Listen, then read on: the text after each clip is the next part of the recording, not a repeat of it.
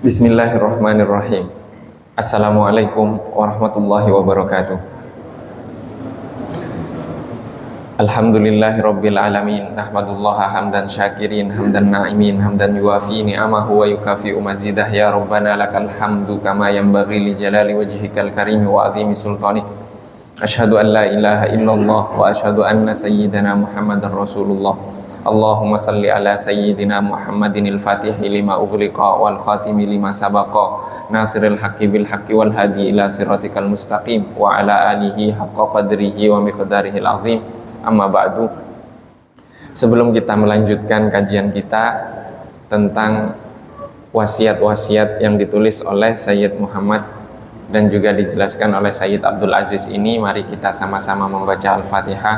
Kita khususkan untuk penulis wasiat dan yang menjelaskan wasiat tersebut, dan juga kita khususkan untuk saudara-saudara kita yang di Palestina, khususnya di jalur Gaza. Semoga Allah Subhanahu wa ta'ala menganugerahkan kesabaran kepada mereka, menganugerahkan sifat lembutnya kepada mereka, dan menurunkan pertolongan-pertolongannya.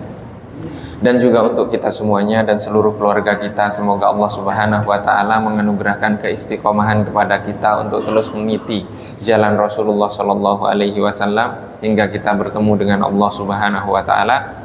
Ala hadhihi niyya wa bikulli niyatin salihah wa ila hadratin nabiyil mustafa sallallahu alaihi wa alihi wasallam. Al-Fatihah. A'udzu billahi minasyaitonir rajim. Bismillahirrahmanirrahim. Alhamdulillahi rabbil alamin. Arrahmanir rahim. Maliki yaumiddin. Iyyaka na'budu wa iyyaka nasta'in. Ihdinas siratal mustaqim.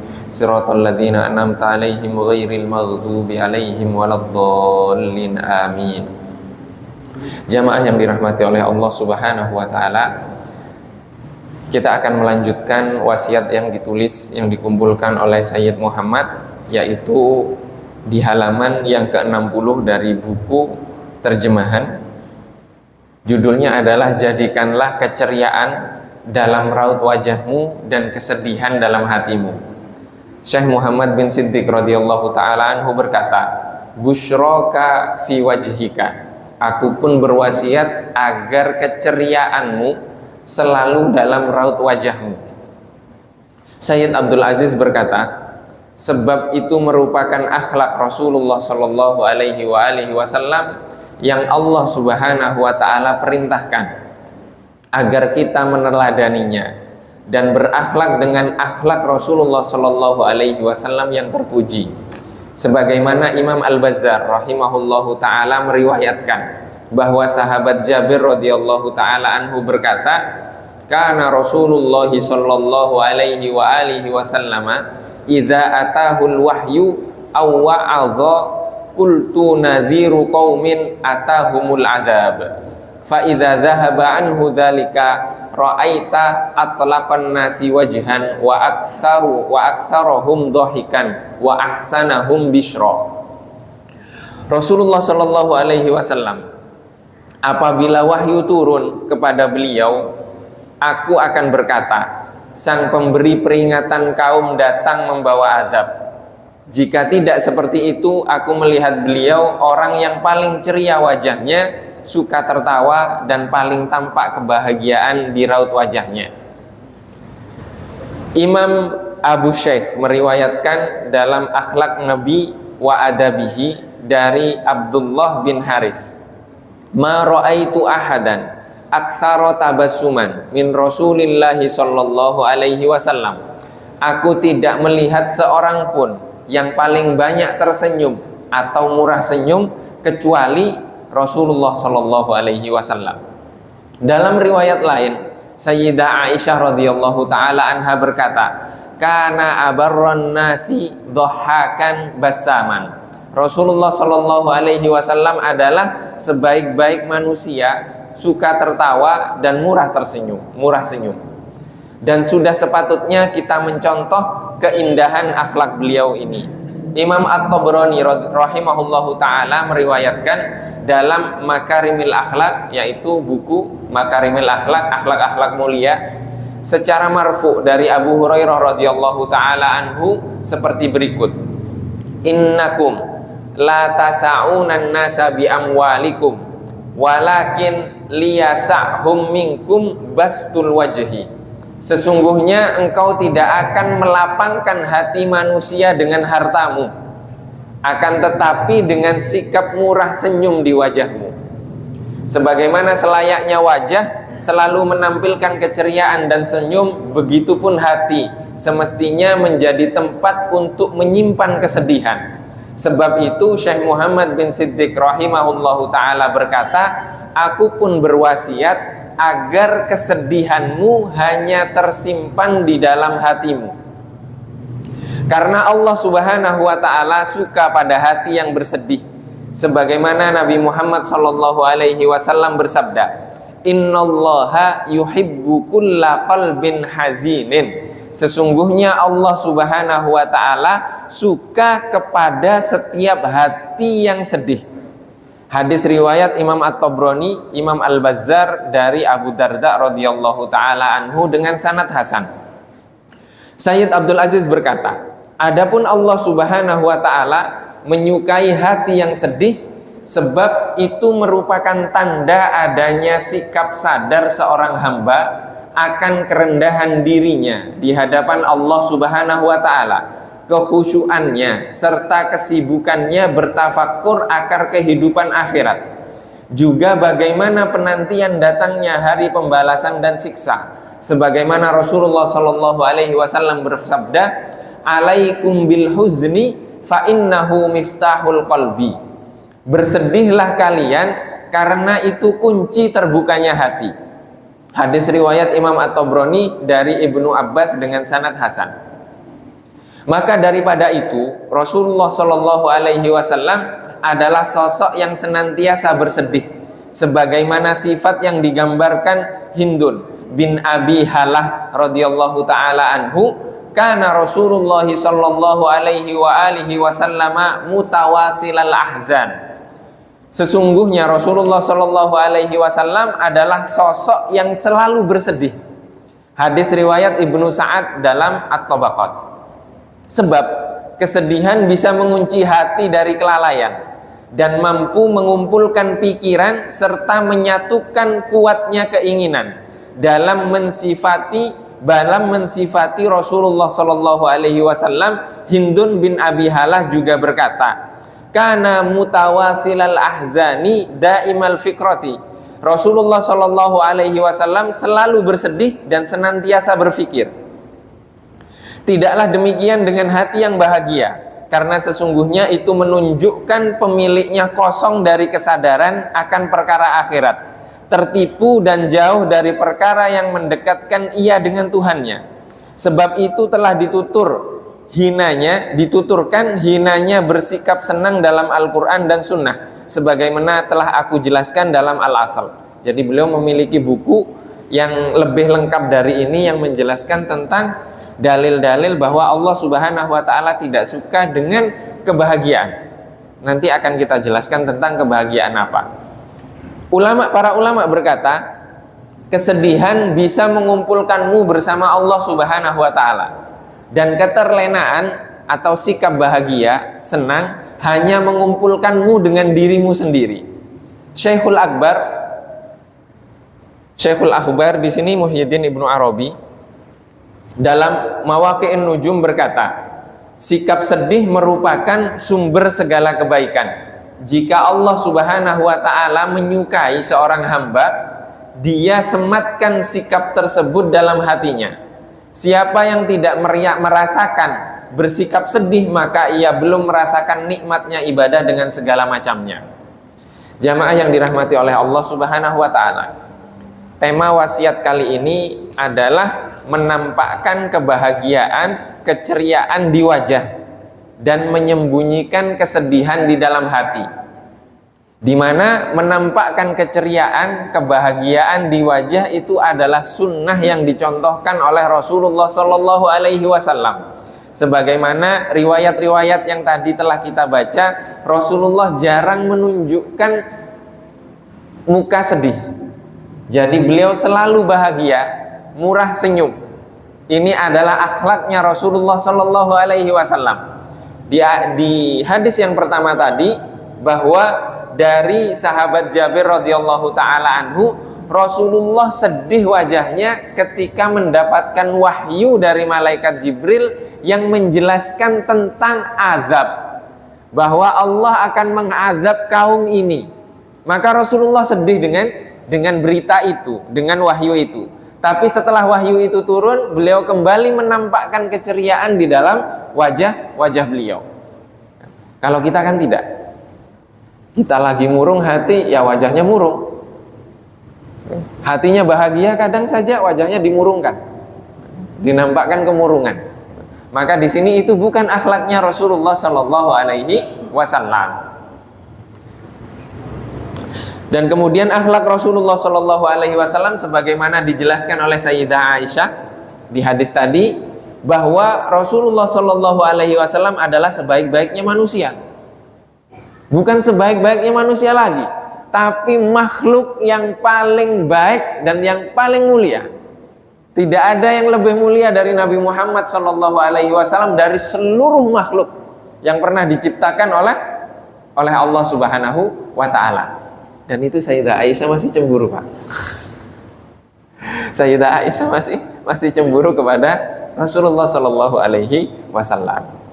Jadi kalau Sayyidah Aisyah saja suaminya Rasulullah cemburu, gitu kan, apalagi kita. Kita kan bukan Rasulullah, begitu. Kita bukan Rasulullah Shallallahu Alaihi Wasallam. Kemudian Sayyidah Aisyah mengatakan Rasulullah itu suka tertawa dan murah senyum. Itu Rasulullah Shallallahu Alaihi Wasallam. Ini sudah pengakuan dari sang istri dan pengakuan dari sahabat. Jadi memang akhlaknya Rasulullah seperti itu. Akhlaknya Rasulullah Shallallahu Alaihi Wasallam seperti itu. Kemudian di dalam hadis yang disebutkan yang diriwayatkan oleh Imam At-Tabrani, di sini Rasulullah Shallallahu Alaihi Wasallam bersabda, sesungguhnya engkau tidak akan melapangkan hati manusia dengan hartamu.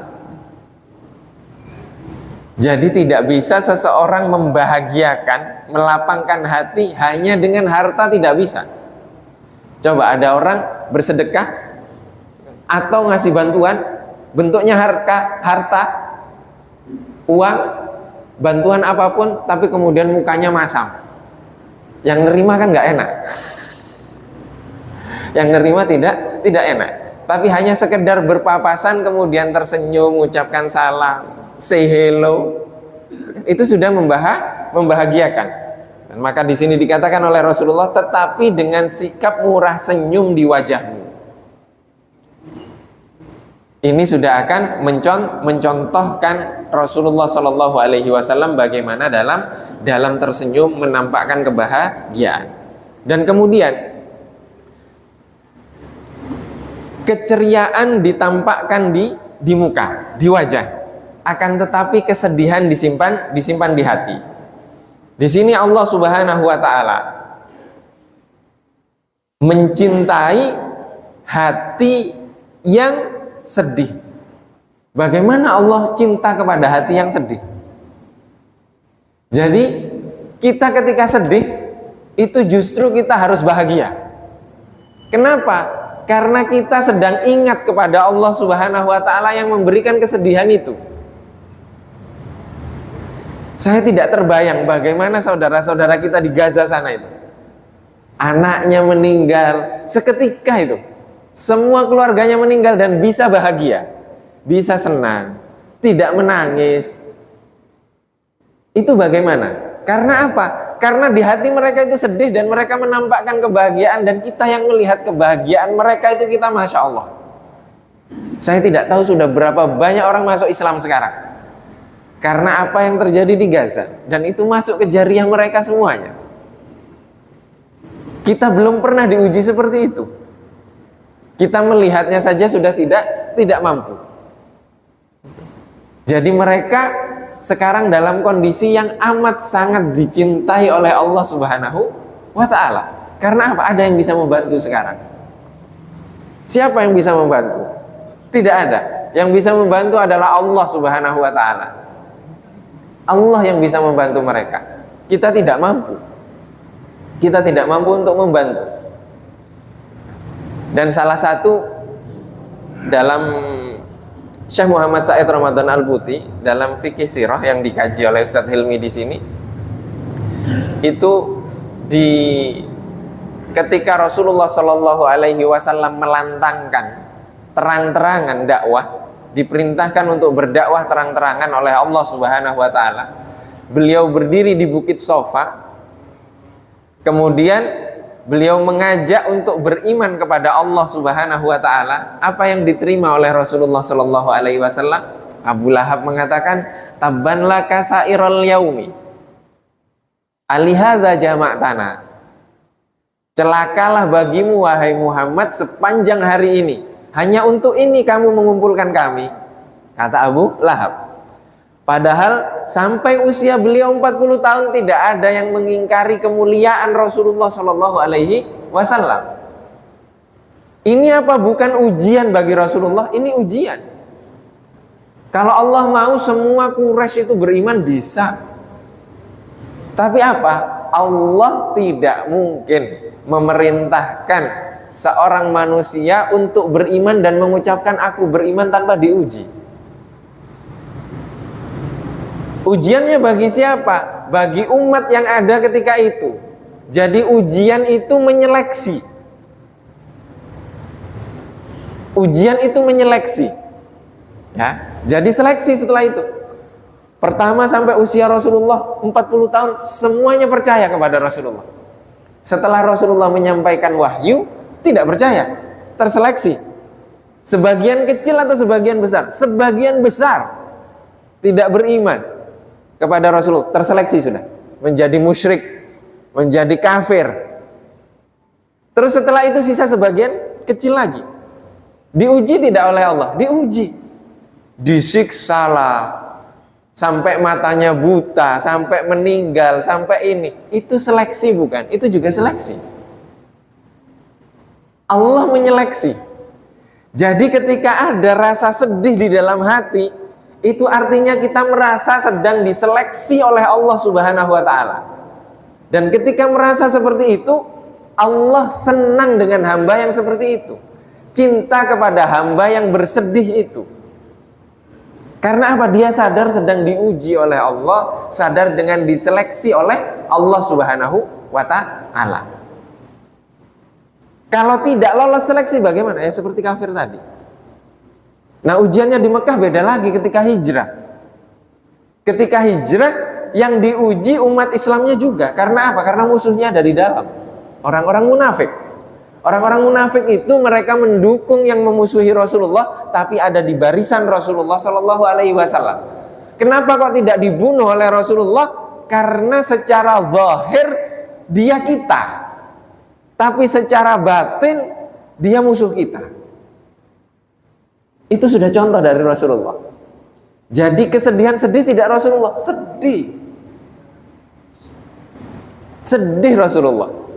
Kenapa? Karena tidak bersama Rasulullah. Jadi banyak orang yang terseleksi. Saya nggak kebayang kalau mungkin pemimpin-pemimpin negara-negara Islam ini menyerukan jihad. Saya yakin semua rakyatnya akan jihad, yakin itu. Pemimpinnya aja yang nggak nyuruh. Kalau pemimpinnya nyuruh, berangkat semua kita ini. Yakin, seyakin-yakinnya. Kenapa? Karena di hati kita itu ada. Sedangkan kalau yang pemimpin pertimbangannya banyak. Kalau kita segera, kenapa segera? Masuk surga. Ngapain lama-lama? Kan begitu. Nah itu mereka seperti itu. Perjuangan di sana. Maka kesedihan itu di sini Allah mencintai hamba yang di hatinya itu sedih terus. Kenapa sedih? Karena diuji oleh Allah. Karena semua kesedihan itu akan mengantarkan kita kepada Allah Subhanahu wa Ta'ala, dan itu menunjukkan kualitas keimanan seorang hamba. Kalau tidak beriman, coba beberapa waktu lalu, beberapa hari kalau nggak kemarin, kapan gitu, ada salah satu ya inilah kumpulan mahasiswa bersama dengan kepala prodinya itu sedang dugem. Di mana? Di universitasnya. Mendatangkan DJ. Itu belajar apa yang seperti itu? Pendidikan apa yang diajarkan? mengajarkan kebahagiaan. Bukan mengajarkan kesedihan seperti yang di sini untuk mengingat kepada Allah Subhanahu wa taala. Ilmunya jadi ilmu apa? Ilmunya jadi ilmu apa? Ilmunya Allah. Naudzubillah, tidak seperti itu. Karena apa? Karena mengingatkan kepada azab, mengingatkan kepada balasan, mengingatkan kepada kesalahan-kesalahan yang kita lakukan. Mengingatkan, maka di sini Rasulullah Shallallahu Alaihi Wasallam karena mutawasilal ahzan daimal fikroti. Rasulullah Shallallahu Alaihi Wasallam selalu bersedih dan senantiasa berpikir. Pernah Rasulullah sholat itu mata kakinya sampai bengkak. Ditanya oleh Sayyidah Aisyah, Rasulullah, dosamu kan sudah diampuni semuanya. Bukan diampuni semuanya, tidak pernah melakukan dosa karena dijaga. Kok sholatmu masih seperti itu? Rasulullah menjawab, afa aku na'abadan syakuro. Tidakkah aku pantas untuk menjadi hamba yang selalu bersyukur, terus bersyukur? Bersyukur apa? Bersyukur karena dipilih oleh Allah menjadi hamba yang terbaik.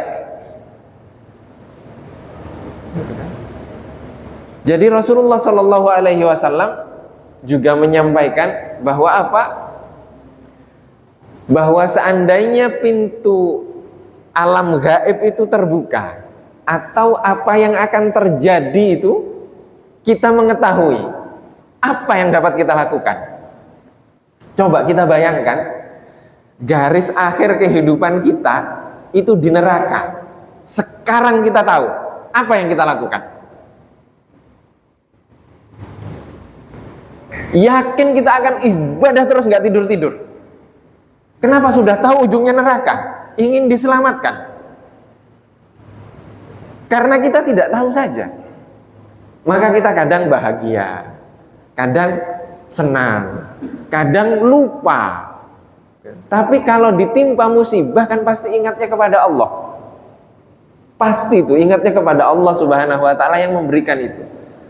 Dan Allah hanya ingin menyeleksi ketika itu, apakah kita termasuk kepada hamba-hambanya yang dicintainya, yang taat, yang bertafakur, mengerti apa yang dibalik dari kejadian itu.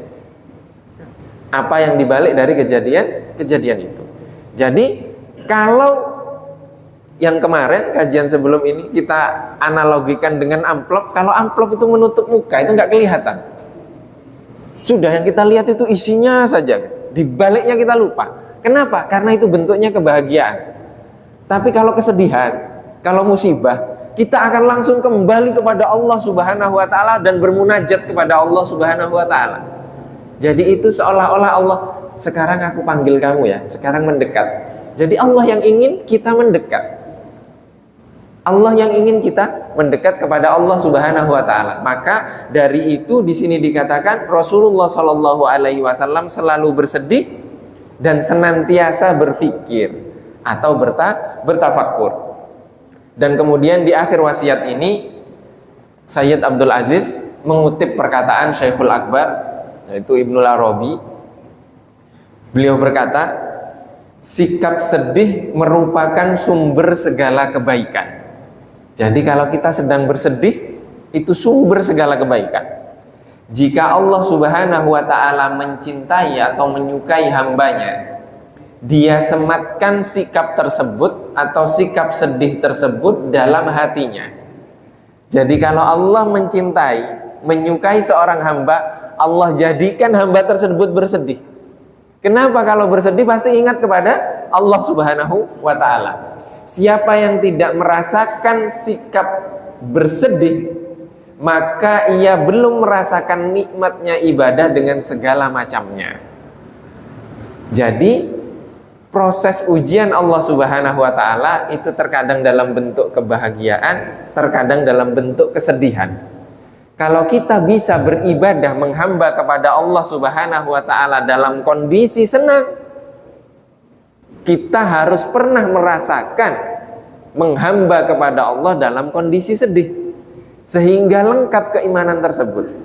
yaitu menghamba kepada Allah dalam kondisi senang, menghamba kepada Allah dalam kondisi sedih. Sehingga dikatakan di sini sempurna ibadahnya karena telah mengalami ibadah dalam beberapa kondisi dan situasi.